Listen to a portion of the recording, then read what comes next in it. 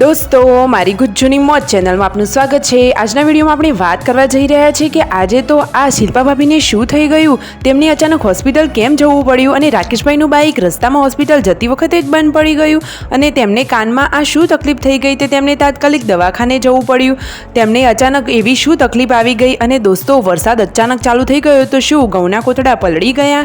જુઓ, બધા ઢાંકી રહ્યા છે અને રાત્રે તો લાઇટ જતી રહી। જુઓ તો ખરા, બચ્ચા પાર્ટીને તો લેશન પણ બાકી અને ગરમી તો એટલી બધી પડી રહી છે કે સંજયભાઈ તો જુઓ ચોપડીથી પવન નાખી રહ્યા છે।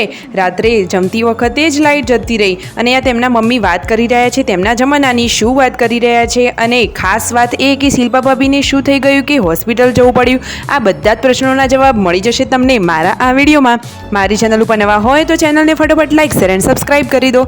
Full video in Thakor family blog channel દોસ્તો, ફૂલ વિડીયોની લિંક ડિસ્ક્રિપ્શનમાં મૂકેલી જ છે, ત્યાં જઈને તમે આખો વિડીયો વોચ કરી શકો છો। આવી ટૂંકી ટચુકડી લાઈવ લેટેસ્ટ એન્ડ ટ્રેન્ડિંગ માહિતી મેળવવા માટે મારી ચેનલને ફટાફટ સબસ્ક્રાઇબ કરી દો।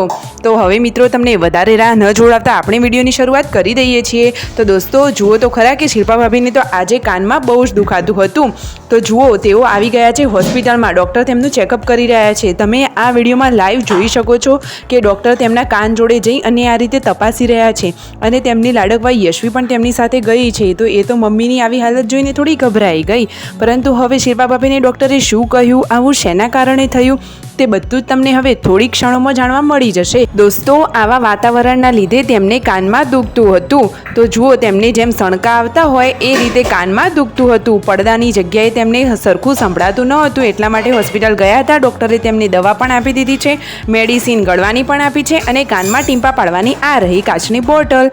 અને જુઓ દોસ્તો, પાર્વતી ભાભીને શું કરી રહ્યા છે, બધા લોકો જમવા બેસી ગયા અને અચાનક જ ચાલુ થઈ ગયો વરસાદ। દોસ્તો, ધાર્યું પણ ન હતું ને અચાનક વરસાદવાળું વાતાવરણ થઈ ગયું અને વરસાદ તો ચાલુ થઈ ગયો।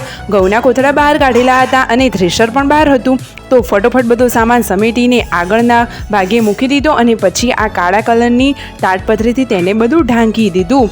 ફટોફટ ઢાંકી દીધું, નહીં તો પછી આ ખાવાના ઘઉં તો પલળી જાય। સાચી વાત ને દોસ્તો? જુઓ બધા એકદમ જેવું કામ કરવા લાગી ગયા છે અને આ શિલ્પા ભાભી તો જુઓ કાનમાં આ બાજુની આંગળી નાખી અને કાન બંધ કરીને સાંભળી રહ્યા છે કે કમ્પ્લીટ સંભળાય છે કે નહીં, તેઓ કાનનું આ ચેકઅપ કરી રહ્યા છે।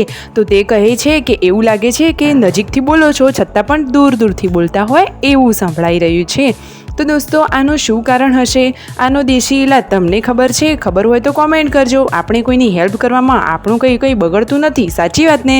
ખબર હોય તો ઉપાય જલ્દીથી જણાવજો, તેથી આપણે પણ શિલ્પા ભાભીને કહી શકીએ। અને પાર્વતી ભાભી અને પૂનમ ભાભી આ શું કરી રહ્યા છે? તો જુઓ, જમવાનું રેડી થઈ ગયું છે, બધા લોકો જમવા માટે બેસી ગયા છે। સંજયભાઈના મમ્મી પપ્પાને તો હતું નહોતું, એટલે કે હતો ઉપવાસ, તો જુઓ એ તો વહેલા જમવા બેસી ગયા। વિડીયો ગમે હોય તો ફટાફટ લાઈક, શેર અને સબસ્ક્રાઈબ।